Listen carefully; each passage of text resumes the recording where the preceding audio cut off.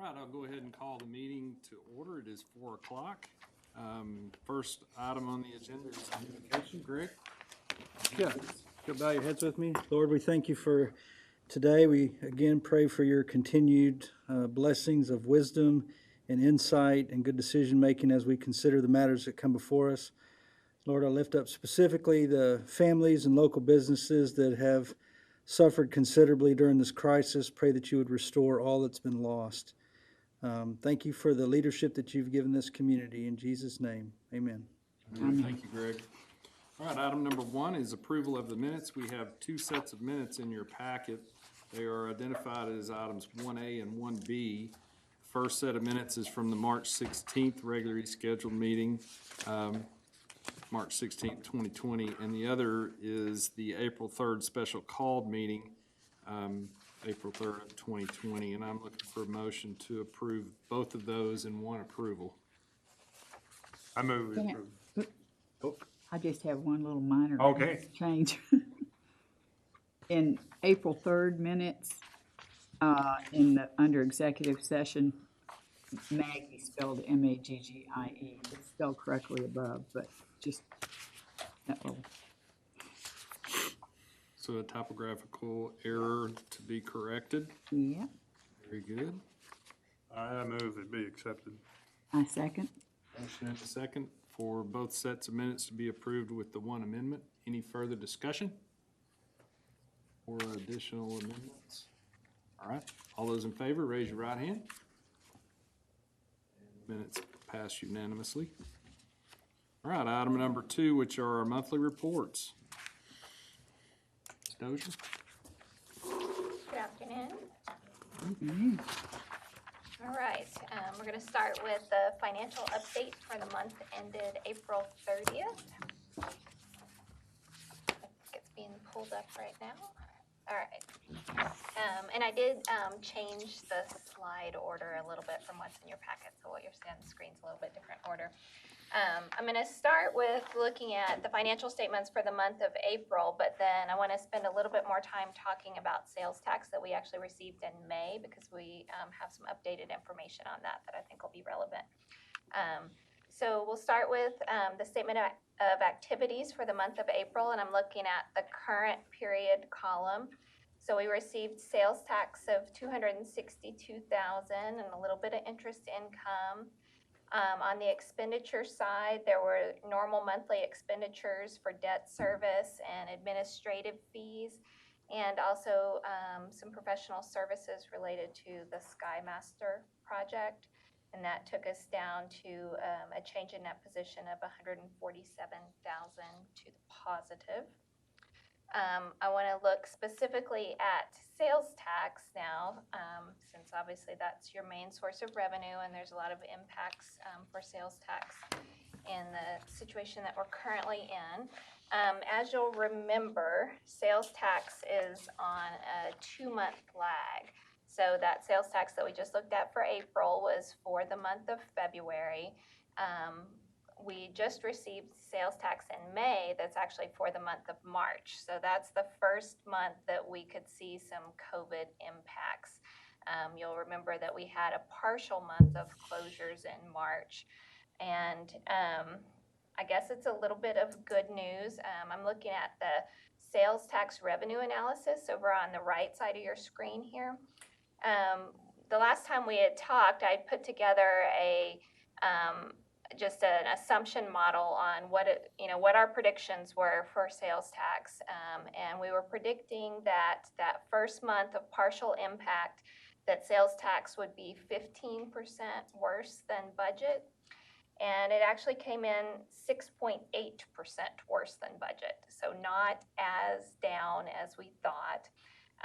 Looking at some information on by sales taxpayer that we just got at the end of last week. We did see some, pretty significant hits. For example, food services was down 22%, which is to be expected with restaurant closures. Retail was a real mixed bag. Retail is our largest sales tax category. And of course, we saw some things like department stores significantly down. But then we saw some stores like home improvement stores that actually, saw some benefit that were actually up. And internet-based sales, we saw increases there as well. So all in all, down 6.8%. And you'll notice on the column where we're comparing to the prior year, it looks a little funny there between March and April. We had an issue last year where we had, I'm not sure if this was through the comptroller or what, but we had 2 large taxpayers that paid early for the month of May. So their May payment was in the April period, and then we didn't receive anything from them in May. So it's probably easiest just to kind of disregard that and look at the budget column. So anyway, 6.8% worse than budget when we were predicting 15% worse than budget. Moving forward, looking at the cash flow analysis, I've updated the cash flow analysis to show these same kind of projections going forward. For the month of June, we still have in the cash flow forecast 40% less than budget. And so that was predicted to be, kind of our low point. And we actually have that assumption in for 2 months. Now that things are opening up some in May, it could be that we don't see as significant of an impact for 2 months in a row. But what you're looking at here does have that 40% less than budget for both June and July that would represent the April and May sales. And looking at the bottom line there. Excuse me, Amy, yes, have sir. you plugged that number into these 2021 projections? Yeah, The 2020 projections, is that on the revenue side? Is that the 502? Is that the 40% less number? Yes, it is. Yes, so if you go back to, let's see, this slide here, and you look at that COVID column, and it's just 2 months there. So if you look at the, May and June. Let's see. Yeah, you drop $100,000 from May to June, essentially. Went from 290 to 180, 110,000. Yeah, So that's a 40%, that's your 40% drop. right. And then which occurs the next month as well, you're at 180,000 the next month. Which if you look, compare the previous year is 120,000 more. Yeah. Drop, 120,000 drop. So if you add in, like if you look back at this blue column here, and you have the the May of 290,000, and then the June of 181,000. Right. That gets you to 471. And then I also have some interest income hitting there. And when you add the interest income, then we're getting to a total revenue projection of 502. Okay. So you've already plugged in the assumptions that it's going to be at 40% reduction. Yes. And yeah, so we're looking at, bottom line of 2.1 million at the end of June. So you've adjusted the budget from 3.6 to 3.2. Let's just use that. Right. Okay, and we're at 2.4 at the moment. Yeah, and this revenue does include interest income, but obviously the biggest portion is the Right, sales tax. sure. Okay. And then looking at that 21 projected number, so we're not, we haven't really started the 21 budget process with y'all, so that's subject to change. But right now, once we get into fiscal year 2021, I have 10% less than the prior year. So I'd be looking at, like October 19 and taking 10% off of that to get the October 20. Is that the next slide? Are you building these assumptions based on something other, a model out of Austin or something, or are you just doing this? I'm doing it based on several different things. I've been looking at, lots of reporting from around the state on what other towns are using as their assumptions. And then I also did an analysis where I went through every single sales taxpayer, because we get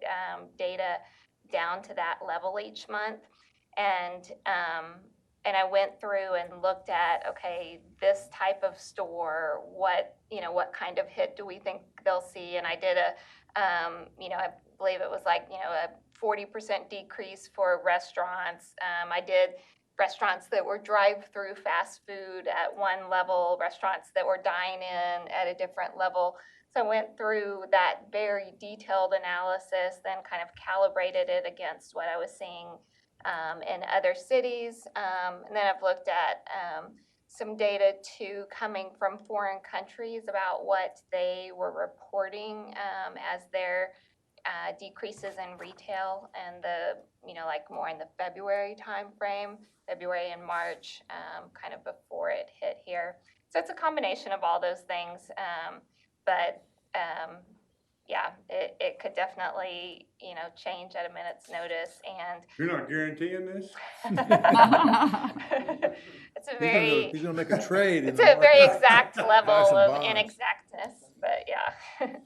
Amy, I think I read nationwide retail sales were down like 16 or 17%. Is that right? So Kerrville being down only 6.8%. We're faring a lot better than most Yeah, communities, I we guess. are. It's fair to say.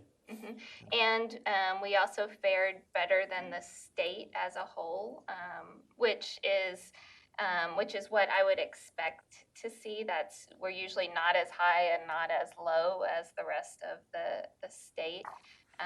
And the rest of the state has some oil impacts that Kerrville doesn't necessarily have. So, yeah, same thing on unemployment. Usually our unemployment is better than the national figures. So we'll see once we get some Kerr County unemployment numbers. But When we're do hoping those those will be start better, showing too. up for us for the previous month, those unemployment numbers?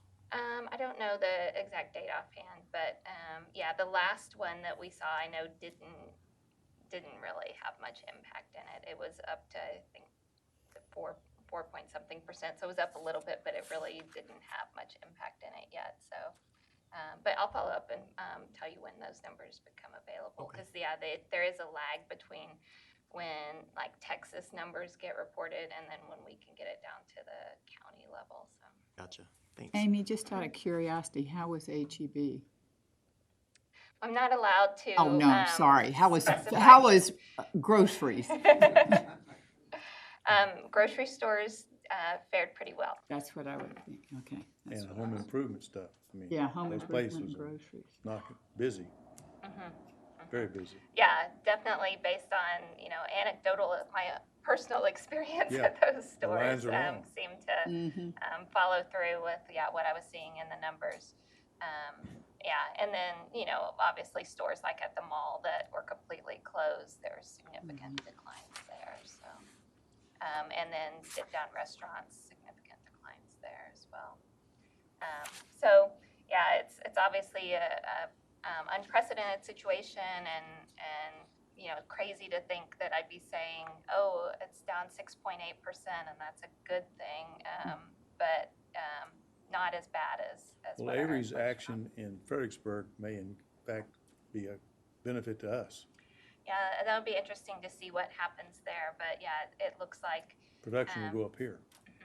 Yeah, it looks like so far all the Kerrville facilities would not be impacted unless they were positively impacted.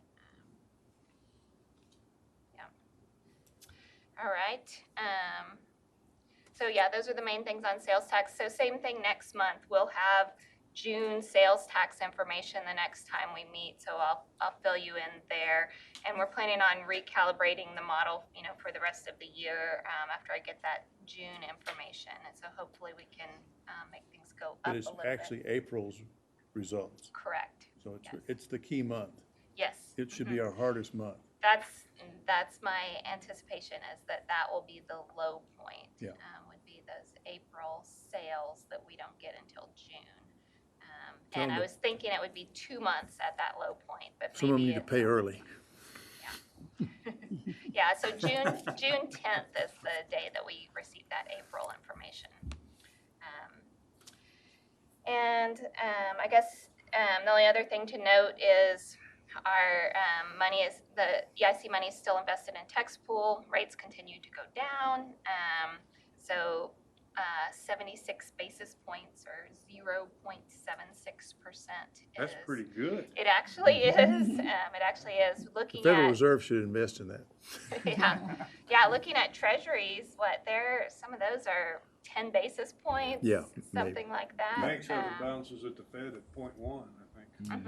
Yep, yeah, so 10 basis points on some of those. So we're, those pools are holding a little bit stronger.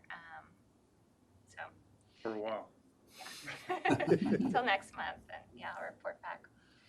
I think that those are all the highlights that I wanted to share with you. Any other questions? No. Okay, thank you. Thank you. Thank you, Amy. Very well, very good. Okay, item 2B, which is the project update. Mr. Hoppy? All right, well, we've got some positive news. We've got a lot of good projects out in the community that have continued to progress over the last couple months as essential projects. Not only, we knew that going in, but they've continued to remain the label of essential. We've got a lot of folks that are out there still hustling to get those projects done, and really nothing has changed on the construction side of that. So they're out there operating safely, but getting some things done. River Trail extension to Shriner University, we are probably 75 to 80% poured on that. They have crossed Quinlan Creek and are kind of wrapping around that other side. I think we'd reported to you a month or two ago that we had completed most of that G Street section, kind of going north there along Textile, or I guess really east along the Textile roadway. So we've got a little bit of work to do behind the Petroleum Engineering Company with a retaining wall, and then kind of filling in that gap. And we'll be pretty close to an opening time. So, and I know the trailhead has been progressing at Shriner University as well. That's the construction on the private side of it, but I know that they're wrapping up what they're doing up there. So very excited when it's appropriate to introduce the community to that asset. So.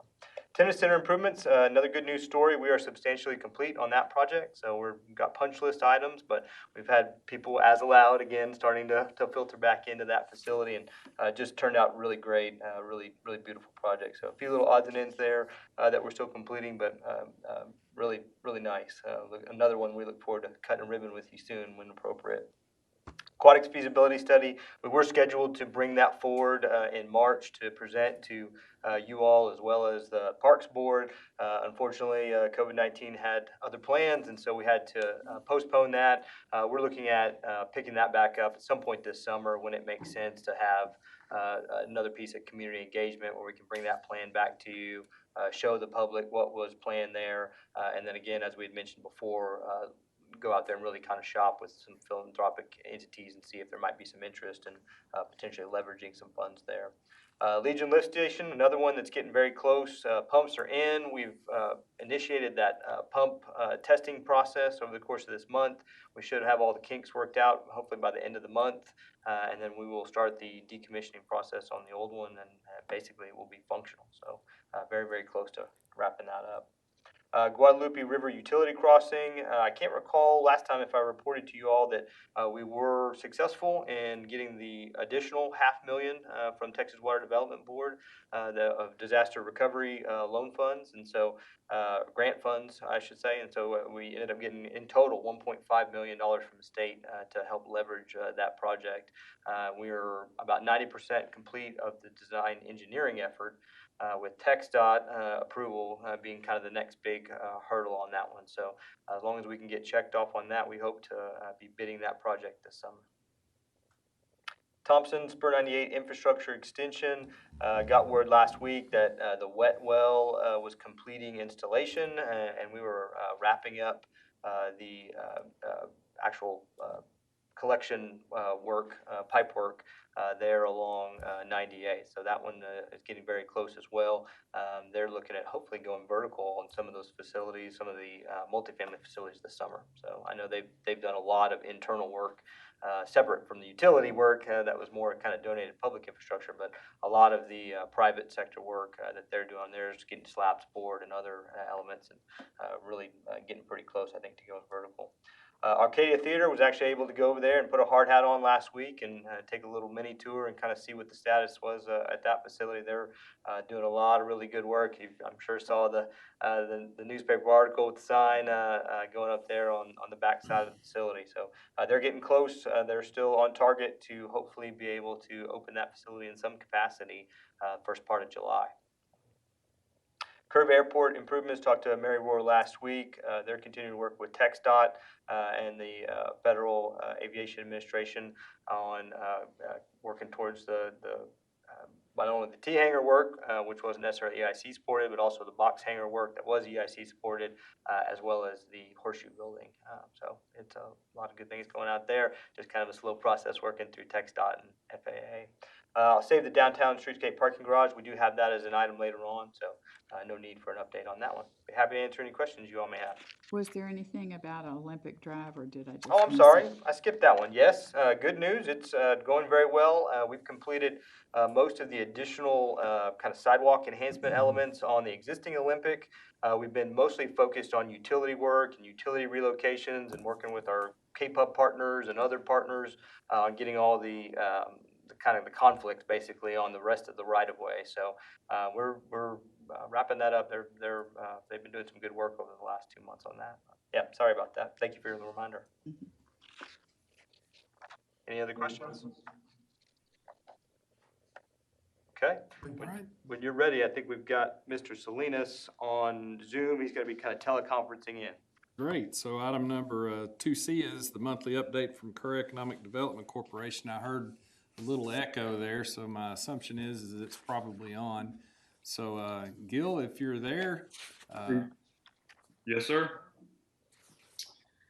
Thank you, Mr. Chair, members of the board. I'll be touching on some of our local funding and how we're now looking at shifting to reopening the Kerrville economy. Actually, before I get into that, I know there was a question about the unemployment rate. Those numbers typically come out the third Thursday or Friday of the month. So later this week, we'll have those numbers and we'll get that sent out to you all. And like Amy said, we do anticipate an increase.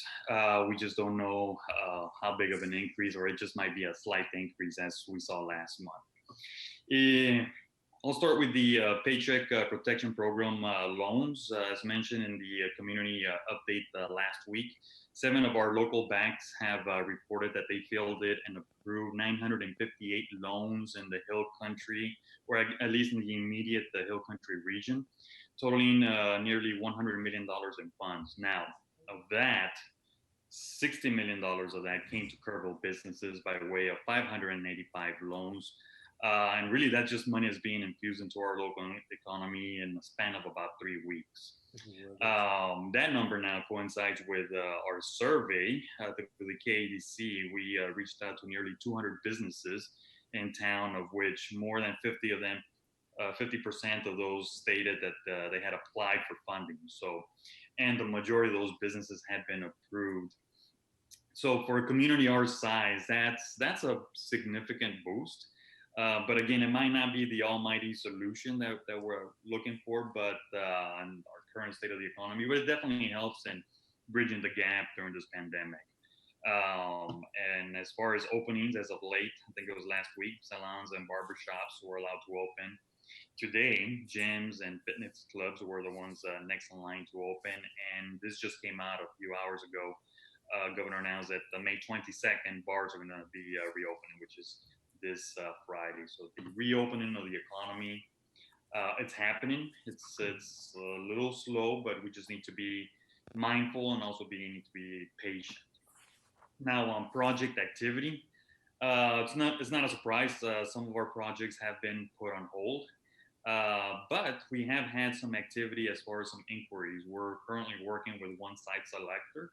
It's a national site selection firm that is working with a client.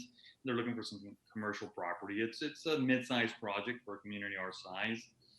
They haven't disclosed much, but we're already working with them, trying to get the information that they need.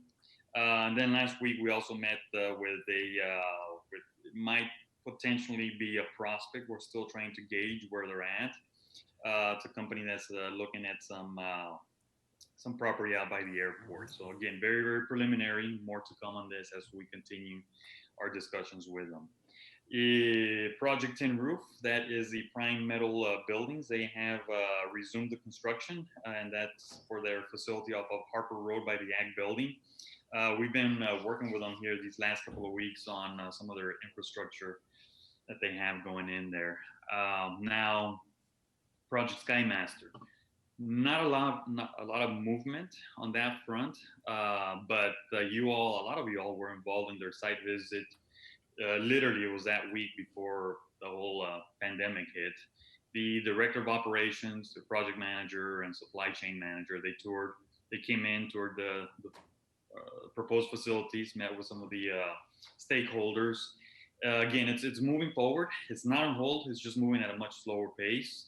But we are currently working with them and trying to identify some state funding opportunities, knowing that we have some pretty stiff competition with a couple other communities in another state. And then in closing with projects, we were contacted early last week by our San Antonio regional partners. They were asking us about the availability of development-ready sites. And typically those tend to be large sites. I'm not gonna say mega sites, but just, sites that, start getting up there, at least in the 100 acre range.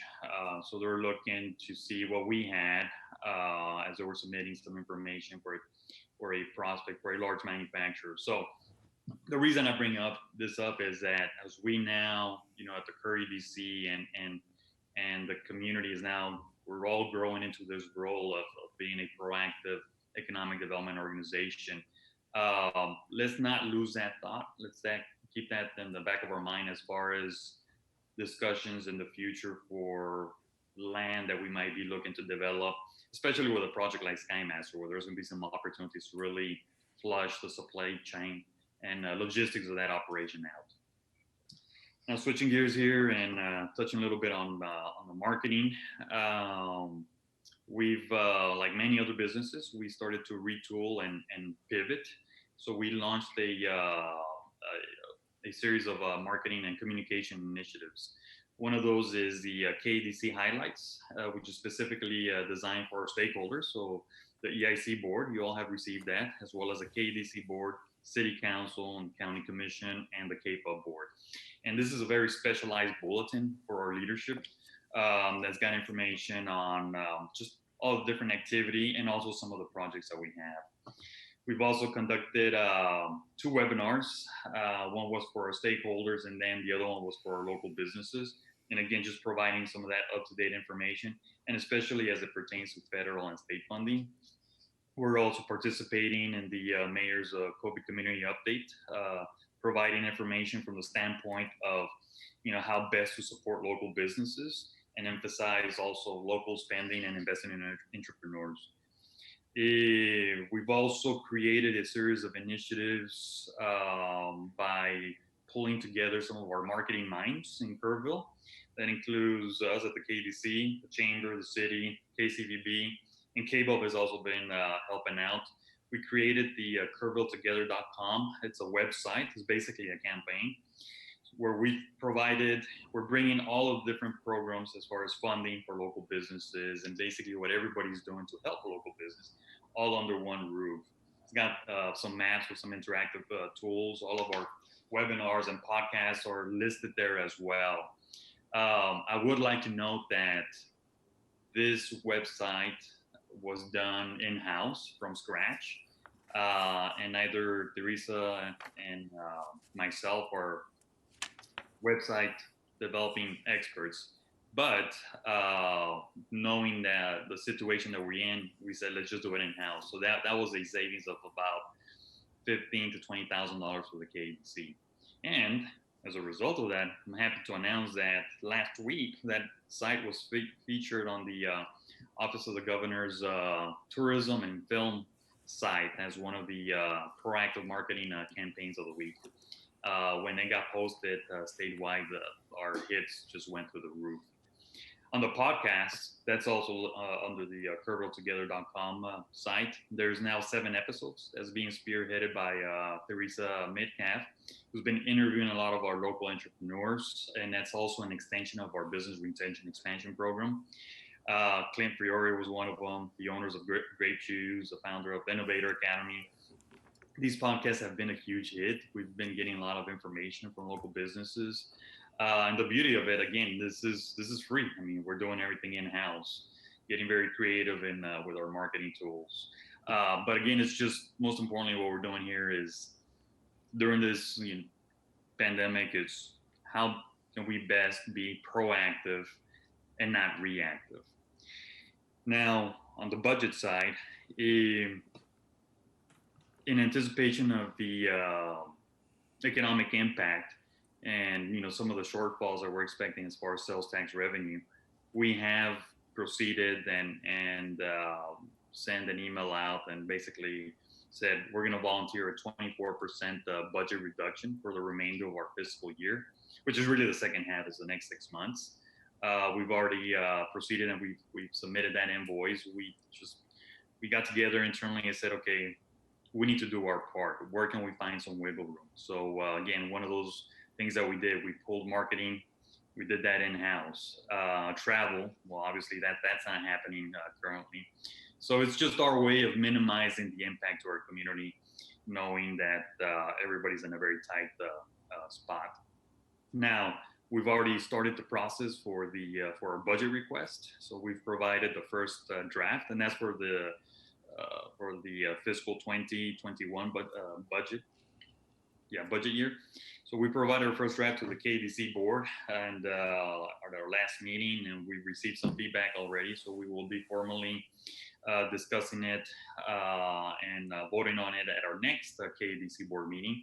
So next month we will be formally bringing the budget for review at the EIC board, and then we expect that process to be a couple of months for a couple of meetings, and then City Council will be presenting it in a workshop in August, and then to our other stakeholders it'll be in September.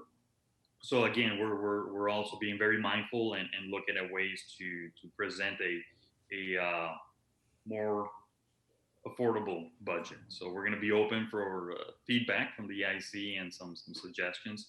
Again, we're just very cognizant of the current situation. And then along those lines, we have finalized and signed a 1-year lease agreement for our 2 offices and shared space at the chamber facility. So that replaces the former chamber KDC business agreement. And now it's just simply a lease agreement for office space and a couple other little things that they'll be providing. Now, in closing, just a little bit on resiliency and next steps. So I'll leave you with this. The future of economic development nationally, I mean, this is changing. It's changing rapidly and priorities are shifting. So we've gone back and revisited our 2-year roadmap, and we're now reprioritizing, but we're adding a resiliency component to it, both for the organization as well as the community. And a vital component of resiliency is really BRE, business retention and expansion. So we're going to be beefing up our efforts in BRE, and also investing on our local entrepreneurs, where there's a program of some sorts. We're not too sure what that's going to look like, but the coming weeks you're going to be hearing more about our work with BRE and local entrepreneurs, because that is the backbone and they are the driver of our local economy.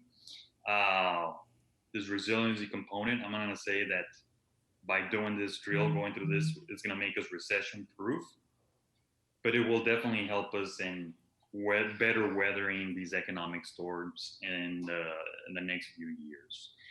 Mr. Chairman, members of the board, that concludes my report. All right, any questions? All right, thank you, Gil. Thank you, sir. All right, we will move then on to item 3A, which is a public hearing for a funding request and funding agreement between the City of Kerrville, Texas Economic Improvement Corporation and the City of Kerrville, Texas for the downtown parking garage clock tower elevator enclosure improvements. So we do have citizens, or the availability of citizens to speak to us on this, in this public hearing via Zoom. And so any citizen wishing to speak on the public hearing item 3A, please raise your hand now via the Zoom app or using *9 if you're calling in by telephone. So who will be presenting? EA, you gonna present? Yes, sir. Just a very brief presentation to bring up for you here. This gives you a visual representation. You may have seen this item presented to the City Council here a number of months ago. We've gone through, we basically completed the design architecture engineering effort for this about 6 months ago, bid the project and have brought it forward. It's another critical aspect of the downtown parking garage, really allowing for that access for downtown patrons to be able to park in the wonderful asset that we have, that's the garage, we've talked about with you all a number of times, and being able to allow those folks to utilize the pedestrian sky bridge. They don't have to cross at road level and compete with vehicular traffic, and then have that ADA access, which is so important, down to the street level, coming onto Peterson Plaza and then opening up to the entirety of the downtown district, including the businesses as well as some of the public amenities that we have, such as the overlook area.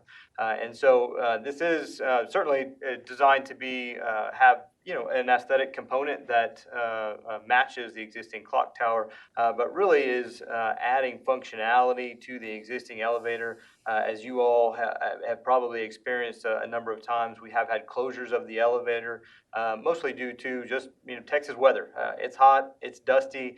We've got wind, we've got water, we've got heat, and when you've got mechanical elements that are exposed, they're going to go down. And in the elevator, as you know, even in an interior, can have issues from time to time. And so in embracing, engaging with this design group, they felt like enclosing this elevator would add functionality to the existing elevator, would help us to keep that more functional for downtown patrons going forward. And so we went ahead and moved forward with that design effort and actually bid the project and have the contract ready to go. And so we bring this item before you all, EIC, because we do feel it's an important item. As we mentioned to you within the agenda bill, for a number of years, we went through the downtown streetscape effort, went through iterations of that on different design elements. As we were basically ready to go, had bid that project, and then the pandemic happened. City Council gave us feedback that they really wanted to take a pause on that for right now. We still feel like this is a very essential item because of the functionality of that elevator, and so we're now coming forward to you to ask if it's appropriate to utilize EIC funds in your purview for this project. Be happy to answer any questions you may have. Essentially, the scope's very simple. We've completed the design and engineering effort, although there is some construction administration expenses that will still be associated with that. And then there's the main clock tower elevator enclosure, which is roughly $252,000. We've got a small element that is added in for contingency, less than 10%, in fact. And then we've got a number of masonry repairs and roof repairs that we're actually anticipating utilizing general fund, capital project funds for. So I'm not necessarily asking you guys to help us out with that piece of it. What was our commitment on the garage? The streetscape element, you had committed $350,000. We had spent $25,000 of that to get all of the design effort done, and that design is ready to go. And we had bid that project as well, as you recall. And so that still remains there and ready to rebid at a time where the EIC and the council feels like it's appropriate. But basically, the remaining balance is approximately $325,000. When you say pause, are we talking about a 1-year pause, a 3-year pause, or can we do this with our agreement, or this is between the city and us? Is that what you're saying? I'm saying what we're asking you to do today is to, if you feel appropriate, to move forward with this agreement on 3A. 4A is actually the termination of that streetscape agreement. So those funds will be refunded back to the EIC at a date where it might be, where both parties are interested in it. If that becomes possible, then, certainly we'll look at entering into a different agreement at that time. Essentially, we're canceling the agreement. For the streetscape, yes, sir. For the streetscape. Yes, sir. So those funds, that 325, I guess is what's left, That's correct. would come back. Yes, sir. And this is 325, 616. That's correct. Yeah, how often has the elevator been closed down because of problems? Gosh, probably at least 6 times over the last 24 months. I don't have an exact record of it, but it's a number of times. And how long generally does it take to get it back up and running? You know, unfortunately, the nature of elevators, there's only about 2 or 3 elevator companies. They've kind of got a little bit of a monopoly on the market. And so depending on whether we have to order parts and what the actual repair is, it can be down for, a few weeks at a time, which can be difficult for patrons that are particularly on an ADA access that, you can still cross at street level, certainly, and there are elevators within the structure, but you do have to cross the street, and it does become more difficult for some folks. How expensive have the repairs been? It varies, anything from, a few thousand, upwards of, 10,000 or more. Do you keep a foot traffic count on that We don't. border bridge? We don't. Yeah, it does get a lot of traffic though. I'll tell you anecdotally, most of the staff parks are at City Hall, parks on 3rd floor, and you will notice that a lot of the patrons or a lot of the businesses and will also park on the 3rd floor because they're utilizing that sky bridge and coming across. And just as we're passing through, we do see a lot of patrons coming back and forth there, particularly in the summers. It's air conditioned and they can come up and not have to wait there in the sun to cross across 16, and it's a safe way to get back and forth to their cars and patronize downtown businesses. But I don't have an exact count for you. That's okay. Is the elevator itself air conditioned also? And it's also kind of exposed? The elevator itself is not fully air conditioned. It does get air conditioning from there, but it's not actually HVAC controlled. With this enclosure, it will retain more of that controlled air type environment. I don't think the elevators in the parking garage are air conditioned, are they? No, sir. I didn't think they were, No, because sir. I used to ride in them Yeah. occasionally when I worked over there. Fortunately, they stay a little bit cooler because they're in the shade and They're in the box. That's right. They're in the box. And That's you're not in there very long, thank goodness. Yes, sir. So, Hey, Amy, will this make up for our shortfall? so council has put it on the back burner, so to speak. So is it staff that's saying it really needs to stay a project? Is that kind of the reason behind doing this, or? The streetscape project or the elevator enclosure Well, project? Both. Yeah, So, prioritizing, is that really what's going on, or? yes, sir. So we've got just kind of prioritizing different fund levels, right? So we had 2 projects, and quite frankly, we could have brought both of those projects forward to EIC, but we try to be very cognizant about competing interests of different funding sources and certainly of competing priorities of the EIC. And so at the time, we had utilized funds. We went through a pretty massive deferred maintenance program, completing on the interior, and that was on the general capital project side, general fund of the city's funds. With savings of that, we had kind of reallocated some of those savings towards this enclosure project, and that was really in parallel with you all's streetscape funded project. With the pause on the streetscape funded project and other competing needs that have certainly come forward here in the last couple months, including potential for a small business relief program that we're going to be looking to fund via city funds. We are just kind of looking at reprioritization. And so knowing that streetscape project was desired to be paused by council, we wanted to come back to you all and see if this elevator project could potentially be funded by EIC. EA, some of the things that I want to be clear, language sometimes can be misleading, because a pause to me is just a delay. Mm-hmm. But if we're canceling, that's a different action that we're taking. Sure. So that's when I'm kind of hearing a mixed signal here. We're going to cancel the streetscape project. Or we're going to pause it and just hold the funds. Well, let me clarify that, because Okay. what the intent right now is to terminate the funding agreement of EIC. There will be elements of that, and we're already starting to look at that. Kyle and I were just talking about it last week. Actually, there are elements of that streetscape project that we think we'll still be able to potentially accomplish, potentially with, general fund elements, just over time and in phases. And so, while I say Y'all manage pause, that at the city side, that's right. That's right. not these funds. So That's right, we'll exactly. cancel the agreement. This is Yeah. really a cancellation of that agreement. Of the funding agreement, yes, sir. It's not necessarily a cancellation And of then the you're- project in its entirety, because we do think we'll be able to accomplish some pieces. But also looking at what you're talking about a stimulus package of some type. And of course, we just heard Gil talk about some potential leads. And our shortfall, this looks like we ought to be doing something, holding funds if we can. To me, that's my reaction to it. The stimulus project that I know you're developing, I guess my question is, would this 325,000 be better used to go into that fund as opposed to the elevator? If that's possible. I don't know if it's legally possible. Yeah, so you've probably seen communities across the state that have done some different things with some of those elements. Because of the size of our community, there are some restrictive elements of use of 4B funds for those type of programs. And so the vast majority of those were in smaller communities where it's a little bit more free. So it's actually a little bit easier for us to craft a program utilizing general city funds rather than EIC funds for a small business relief program. Does that answer your question? Yes, to me, it's just a priority. There's nothing more important right now than getting the economy going back. And Yes, sir.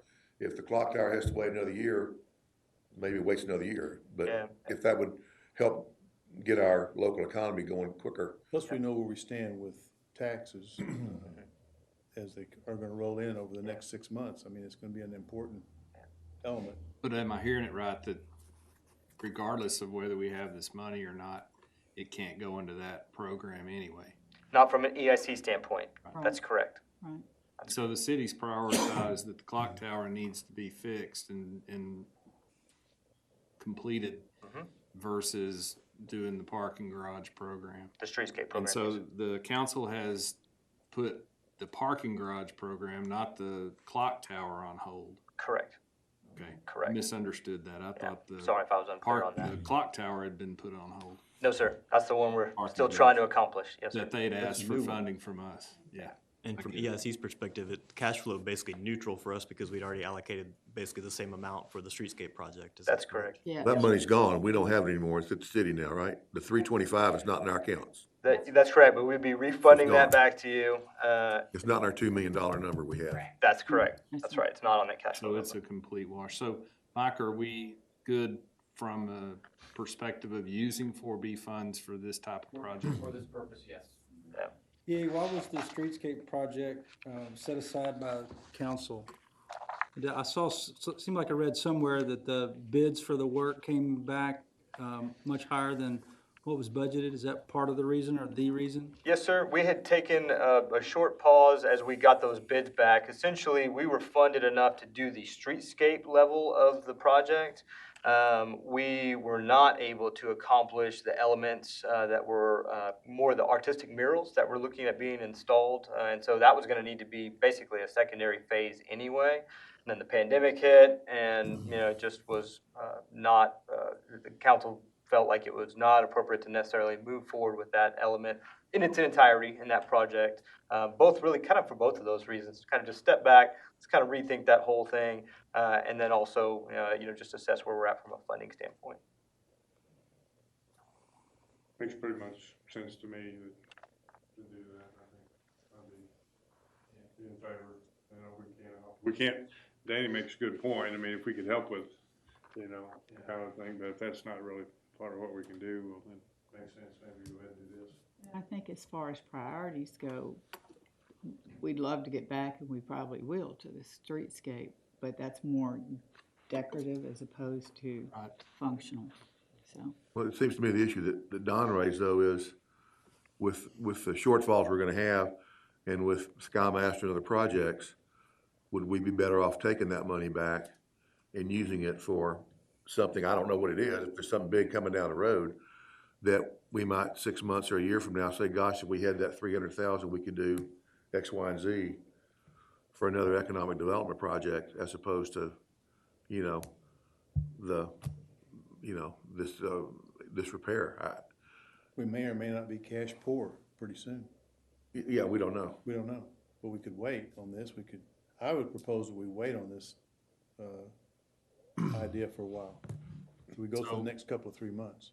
So if we do wait on this project, then what's that gonna do to the program for small business that you may or may not? So we do have an existing signed contract on the clock tower elevator enclosure, the city does. And so essentially, we will need funding to be able to free up funding to do the small business relief program. So this money's really going into It's the going- small business relief program Indirectly. indirectly. Right. And the consequence to not repairing and doing the elevator enclosure is just more money spent on maintenance and repairs for that element, is that right? That's correct. And time down for the citizens that use Right. it. That's right.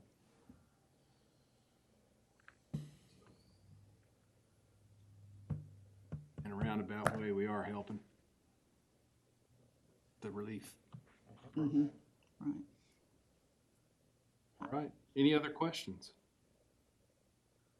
All right, so it is 4:50, and I'm gonna open the public hearing. If there are people who would like to speak on the telephone, please limit your time to 4 minutes, and I am not exactly sure how that's gonna work technically, so, Kayla's gonna guide us through it. great. And I don't have to because we do not have any speakers. All right, well, I did notice, Well done. Perfectly guided, Trey. That was a perfect guide. I did notice that they were welcome to make comments, via 3 different options. We don't have any of those No, sir. options either. Very good. All right, well, Waiting outside. then it is 4:51. We will close the public hearing. And, any other discussion? Very good. Would someone like to make a motion? I move that we cancel the funding for the improvements on the parking deck and do the clock tower elevator instead. I'll second that. Can we combine 3A and 4A into one motion, or do we need to do it separately? Confirm, Ms. McGee, that you're just wanting to take action on 4A by terminating that agreement and entering into the agreement on 3A. Correct. Okay. Is that okay to do it that way? That is a good motion. That takes care of 2 birds with 1 stone. So we have a motion to act on 4A and 3A both. Do we Second. have a second? We have a motion and a second. Any further discussion? All those in favor signal by raising your right hand. And those opposed, same sign. So that is 5-2, and that motion carries. All right, so moving on to item 4B, which is a review and a discussion about the date and time for the annual meeting of EIC. So, Yes, sir. So according to the bylaws, your annual meeting is to occur on June 1st. And we typically have always come to you either in the April or May timeframe and looked at setting that at one of your regular meetings later on in the summer. Sometimes that has occurred in the regular meeting in June. Sometimes it's been July. Given the current pandemic circumstances and really, I think the desire for the public to be able to attend that meeting, which is why, it's kind of set up the way that it is, we would look that you guys take a motion today, basically to just postpone that meeting to be a date to be determined. We can come back to you in June and talk about, what date might be more appropriate, because I think we'll maybe know a little bit more in June what the world's like at that point. But we did want to bring it forward to you just so we were meeting the letter of the law according to the bylaws, just to inform the public that, that annual meeting will occur this summer. But for right now, it's appropriate to postpone that. What latitude do we have to Need a adjust the motion and- bylaw? Anything? It's okay. Need a motion. Yeah, we just need a motion to do Make a that. resolution sort of a thing. Should we delay it like 1 month and then revisit it? Is that, I think we can revisit it at the June meeting, certainly, and talk about what date might be more appropriate at that time. We'll certainly, I think, know a lot more in 4 weeks than we know today. Make a motion. Sure, I'll make a motion that we delay the meeting until we have more information in June, our June meeting. I'll second that. So we have a motion and a second for the delay of that and rediscussion in the June meeting. Any discussion? I hear none. All those in favor, raise your right hand. That motion is voted on and carries unanimously. That gets us through item number 4B, and I think we do have slated a couple of things for executive session. And so I'll be looking for a motion to go into executive session under section 551072 and 551087. So moved. Second. Motion and a second. And all those in favor, raise your right hand. We are going into executive session. It's 4:55. All right, we are back in regular session. It's 5:07. No action is necessary from the discussions in executive session, and there was absolutely no action taken in executive session. Any items for future agendas? Any announcements? All right. None of that, then we're adjourned. It is 5:07.